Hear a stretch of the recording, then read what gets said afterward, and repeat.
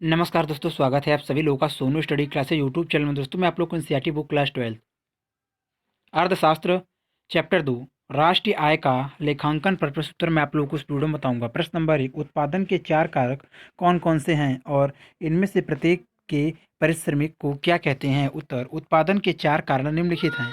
Number 1, श्रम, किसी भी प्रकार का शारीरिक या मानसिक कार्य जो धन उपार्जन के लिए किया जाता है श्रम कहलाता है। भूमि। नंबर 2, भूमि, अर्थशास्त्र के उत्पादन में प्रयोग होने वाले सभी प्राकृतिक संसाधनों को भूमि में शामिल किया जाता है। नंबर 3, पूंजी, उत्पादन में प्रयोग होने वाले मनुष्य उत्पादित संसाधनों को पूंजी में शामिल किया जाता है। उद्यमी। नंबर 4, उद्यमी, उद्यमी ऐसे लोग हैं जो बड़े निर्णयों के नियंत्रण का कार्य करते हैं और उद्यम के साथ जुड़े बड़े जोखिम का वहन करते हैं। श्रम के पारिश्रमिक की वेतन कहते हैं। भूमि के पारिश्रमिक को किराया लगान कहते हैं। पूंजी के पारिश्रमिक को ब्याज कहते हैं। उद्यमी के पारिश्रमिक को लाभ कहते हैं। प्रश्न नंबर 2, किसी अर्थव्यवस्था में समस्त अंतिम व्यय समस्त कारक अदायगी के बराबर क्यों होता है, व्याख्या कीजिए। उत्तर, एक अर्थव्यवस्था में समस्त अंतिम व्यय समस्त कारक अदायगी के बराबर होता है क्योंकि अंतिम व्यय और कारक अदायगी दोनों एक ही सिक्के के दो पहलू हैं। प्रत्येक अर्थव्यवस्था में मुख्य रूप से दो बाजार होते हैं। नंबर 1, उत्पादन बाजार। नंबर 2, कारक बाजार। परिवार फार्मों के कारण कारक साधन जैसे भूमि, श्रम, पूंजी, उद्यमी आदि की आपूर्ति करते हैं, जिनके बदले में फर्म इन्हें लगान, किराया, मजदूरी, ब्याज और लाभ के रूप में कारक भुगतान कराती है। परिवारों को जो आय प्राप्त होती है उनमें से अपनी आवश्यकताओं की संतुष्टि के लिए फर्मों से अंतिम वस्तुओं और सेवाएं खरीदते हैं। इस प्रकार उत्पाद उत्पादकों का व्यय लोगों की आय और लोगों का व्यय उत्पादकों की आय बनाता है। एक अर्थव्यवस्था में दो बाजारों में चक्रीय प्रभाव को हम निम्नलिखित चित्र द्वारा दिखा सकते हैं। कारक सेवाएं कारक कारक सेवाएं कारक सेवाओं का भुगतान, गृहस्थी परिवार क्षेत्रक, वस्तुओं और सेवाएं, उत्पादक क्षेत्रक, फर्में, वस्तुओं और संवादों का भुगतान।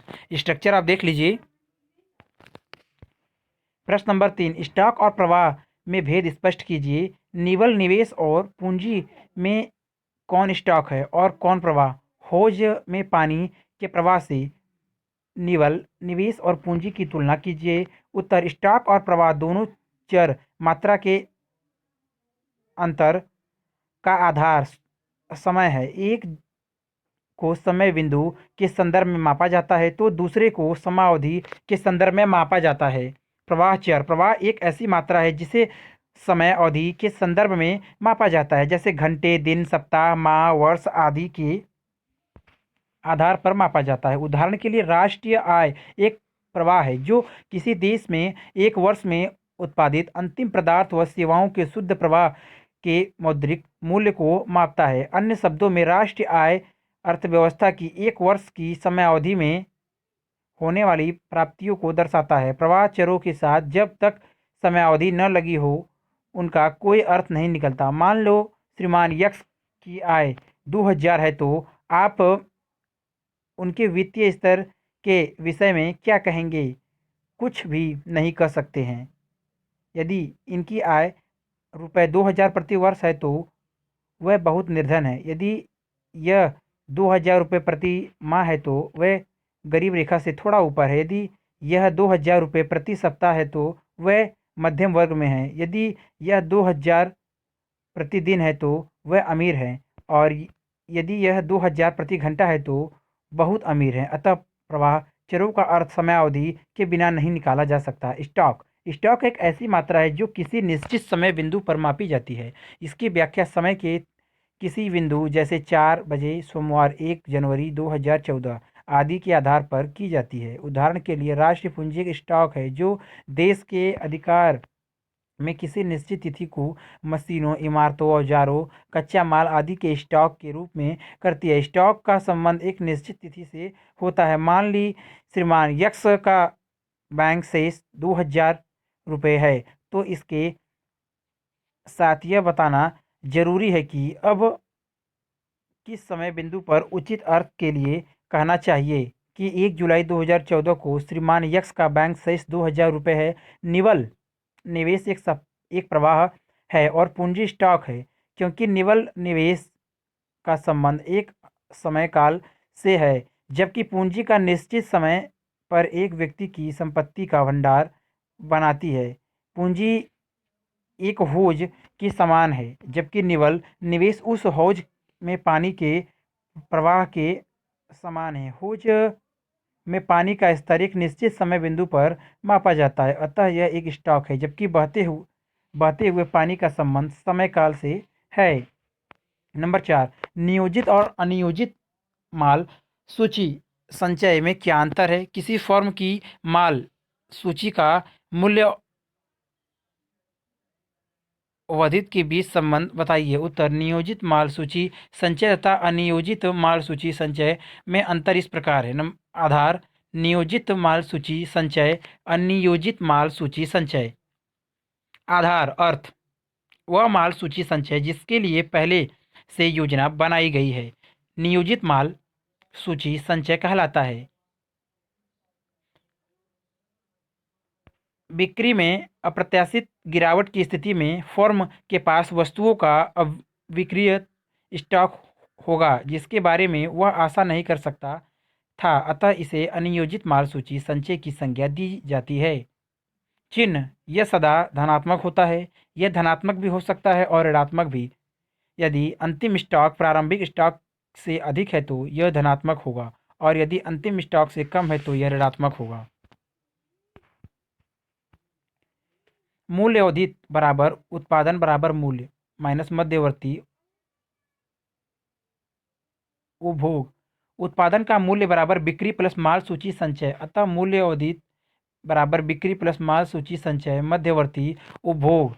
प्रश्न नंबर 5, तीनों विधियों से किसी देश के फलक घरेलू उत्पाद की गणना करने की किन्हीं 3 निष्पत्तियाँ लिखिए। संक्षेप में यह भी बताइए कि प्रत्येक विधि से सकल घरेलू उत्पाद का एक सा मूल्य क्या आना चाहिए। उत्तर, उत्पादन विधि, आय विधि, व्यय विधि।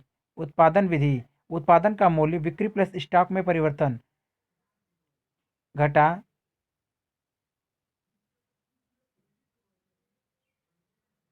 मध्यवर्ती उपभोग बराबर बाजार कीमत पर सकल घरेलू उत्पाद घाटा मूल्यह्रास। आय विधि, कर्मचारियों का पारिश्रमिक जमा प्रचालन अधिशेष जमा स्वनियोजितों की मिश्रित आय बराबर कारक आय पर निवेश NDPFC घरेलू आय। निजी अंतिम उपभोग व्यय विधि, निजी अंतिम उपभोग व्यय जमा प्लस सरकारी अंतिम भोग व्यय जमा प्लस सकल घरेलू स्थिर पूंजी निर्माण जमा स्टॉक में परिवर्तन बराबर बाजार कीमत पर निवल घरेलू उत्पाद घटा शुद्ध अप्रत्यक्ष कर बराबर कारक या पर निवल घरेलू उत्पाद बराबर NDPFC बराबर N सिग्मा I बराबर 1 GVA NPFC बराबर NDPFC प्लस विदेशी राष्ट्रीय आय के पास शुद्ध साधन आय।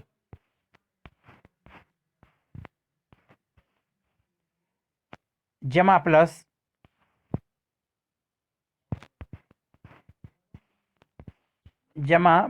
विदेशों से प्राप्त शुद्ध साधन आय बराबर NNPFC राष्ट्रीय आय NDPFC बराबर सभी कारक आय का जोड़।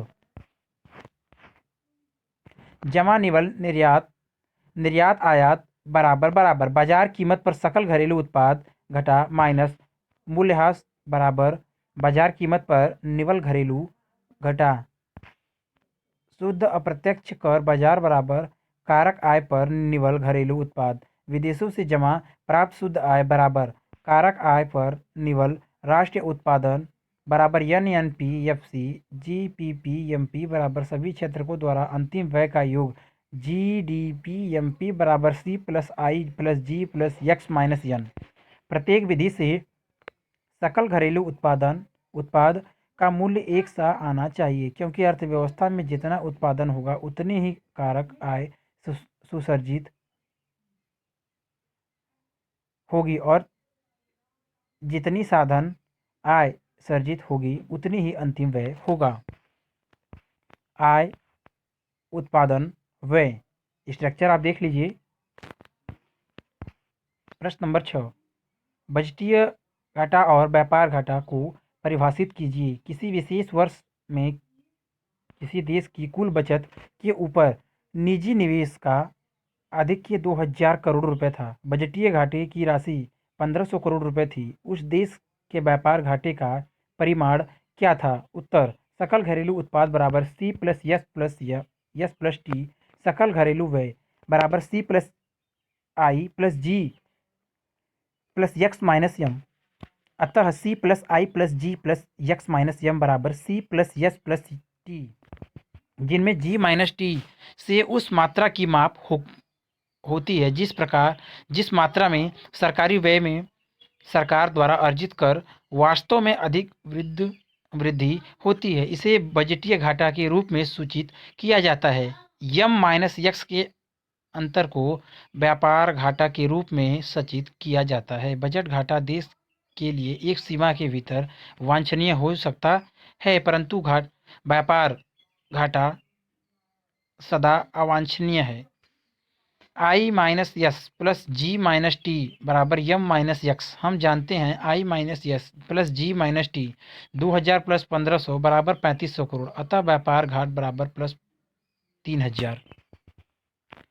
प्रश्न नंबर 8, किसी देश विशेष में एक वर्ष के कारक लागत पर निवल राष्ट्रीय उत्पाद 1900 करोड़ रुपए है। फर्मों सरकार द्वारा परिवार को अथवा परिवार के द्वारा सरकार फर्मों को किसी भी प्रकार का ब्याज अदायगी नहीं की जाती है। परिवारों की वैश्विक प्रयोज्य आय 1200 करोड़ रुपए है। उनके द्वारा अदा किया गया वैश्विक आयकर 6000 करोड़ रुपए है और फर्मों तथा सरकार द्वारा अर्जित आय का मूल्य 200 करोड़ रुपए है। सरकार और फर्म द्वारा परिवार को दी गई अंतरण अदायगी का मूल्य क्या है? उत्तर, N N P F C बराबर 1900। वैश्विक परियोज्य आय बराबर 1200। वैश्विक आयकर बराबर 600 करोड़। वैश्विक आय बराबर 1200 प्लस 600 बराबर 1800। वैश्विक आय बराबर N N P F C minus अवितरित लाभ प्लस सरकार और फर्मों द्वारा परिवार को दी गई अंतरण अदायगी। 1800 बराबर 1900 माइनस 200 प्लस अंतरण अदायगी बराबर 1800 माइनस 1700 बराबर 100 करोड़। प्रश्न नंबर 9, निम्नलिखित आंकड़ों से वैश्विक आय और वैश्विक प्रयोज्य आय की गणना कीजिए करोड़ रुपए में। ए, कारक लागत पर निवल घरेलू उत्पाद 800 करोड़। बी, विदेशों से प्राप्त निवल कारक आय 200 करोड़। सी, अवितरित लाभ 1000। डी, निगत कर 500। परिवारों द्वारा प्राप्त ब्याज 1500। एफ, परिवारों द्वारा भुगतान किया गया ब्याज 1200। अंतरण आय 300। वैश्विक कर 500। उत्तर, वैश्विक आय ए प्लस बी माइनस सी minus D plus E minus F plus जी बराबर 800 plus 200 minus 1000 minus 500 plus 1500 minus 1200 plus 300 बराबर 10,000 माइनस 2700 बराबर 6300 करोड़। वैश्विक प्रयोज्य आय बराबर वैश्विक आय वैश्विक कर बराबर 6300 माइनस 500 बराबर 5800 करोड़ रुपए। प्रश्न नंबर 10, हजाम राजू एक दिन में बाल काटने के लिए 500 रुपये का संग्रह करता है। इस दिन उसके उपकरण में 50 रुपये का मूल्यह्रास होता है। इस 450 रुपये में से राजू 30 रुपये बिक्री कर अदा करता है। वह 200 रुपये घर ले जाता है और 220 उन्नति और नए उपकरणों का क्रय करने के लिए रखता है। वह अपनी आय में से 20 रुपये आयकर के रूप में अदा करता है। इन पूरी सूचनाओं के आधार पर निम्नलिखित में राजू का योगदान ज्ञात कीजिए। ए सकल घरेलू उत्पाद, बी बाजार कीमत पर निवल राष्ट्रीय उत्पाद, सी कारक लागत पर निवल राष्ट्रीय आय, डी वैश्विक आय, ई वैश्विक प्रयोज्य आय। उत्तर ए सकल घरेलू बाजार कीमत पर बराबर कुल प्राप्ति बराबर 500, सकल घरेलू उत्पाद कारक आय पर बराबर सकल उत्पाद बाजार कीमत पर अप्रत्यक्ष कर बराबर 500 माइनस 300 बराबर 470। बी बाजार कीमत पर निवल राष्ट्रीय उत्पाद बराबर सकल घरेलू उत्पाद बाजार कीमत पर मूल्यह्रास बराबर 500 माइनस 50 बराबर 450। सी कारक लागत पर निवल राष्ट्रीय उत्पाद बराबर बाजार कीमत पर निवल राष्ट्रीय उत्पाद अप्रत्यक्ष कर 450 माइनस 30 बराबर 420। डी वैश्विक आय बराबर कारक लागत पर निवल राष्ट्रीय उत्पाद अवितरित लाभ बराबर 420 माइनस 220 बराबर 200। ई वैश्विक प्रयोज्य आय बराबर वैश्विक आय माइनस वैश्विक कर बराबर 200 माइनस 20 बराबर 180। प्रश्न नंबर 11, किसी वर्ष एक अर्थव्यवस्था में मौद्रिक सकल राष्ट्रीय उत्पाद एक मूल्य 2500 करोड़ रुपए था। उसी वर्ष उस देश के सकल राष्ट्रीय उत्पादन का मूल्य किसी बाजार वर्ष की कीमत पर 3000 करोड़ रुपए था। प्रतिशत के रूप में वर्ष के सकल घरेलू उत्पाद औसफीति के मूल्य की गणना कीजिए। क्या आधार वर्ष और उल्लेखनीय वर्ष के बीच कीमत स्तर में वृद्धि हुई? उत्तर सकल घरेलू उत्पाद औसफीति का मूल्य सकल घरेलू उत्पाद औसफीति जीडीपी डिफरेंटेड का मान 100% से कम है, अतः कीमत स्तर में आधार वर्ष की तुलना में गिरावट आई है। बराबर मौद्रिक सकल राष्ट्रीय उत्पादन बटा वास्तविक सकल राष्ट्रीय उत्पादन गुणे 100 बराबर 2500 बटा 3000 गुणे 100 बराबर 83.33%। सकल घरेलू उत्पाद औसफीति जीडीपी डिफरेंट का मान 100% से कम है, अतः कीमत स्तर के आधार वर्ष की तुलना में गिरावट आई है। प्रश्न नंबर 12, किसी देश के कल्याण के निर्देशांक के रूप में सकल घरेलू उत्पाद की कुछ सीमाओं को लिखो। उत्तर किसी देश के कल्याण के निर्देशांक के रूप में सकल घरेलू उत्पाद की कुछ सीमाएं निम्नलिखित हैं। नंबर 1, सकल घरेलू उत्पाद का वितरण। यह संभव है कि किसी देश का सकल घरेलू उत्पाद भी बढ़ रहा हो और उसके साथ साथ आय की असमानताएं भी बढ़ रही हों। ऐसी स्थिति में अमीर और अधिक अमीर हो जाएंगे परंतु निर्धन और अधिक निर्धन हो जाएंगे, अतः निर्धनों का कल्याण नहीं होगा। उदाहरण के लिए एक देश की आय सन 2000 में 1400 करोड़ रुपए से बढ़कर 2 लाख करोड़ रुपए हो गई, 20,000 करोड़ रुपए हो गई। 14,000 करोड़ में से 400 करोड़ 50% निर्धनतम को मिल रहे थे, जबकि 20,000 करोड़ रुपए में से 2,000 करोड़ रुपए निर्धनतम वर्ग को मिल रहे थे और 18,000 करोड़ अमीरतय वर्ग को, तो निर्धनता का आर्थिक कल्याण स्तर कम हुआ है। नंबर 2, गैर मौद्रिक विनिमय।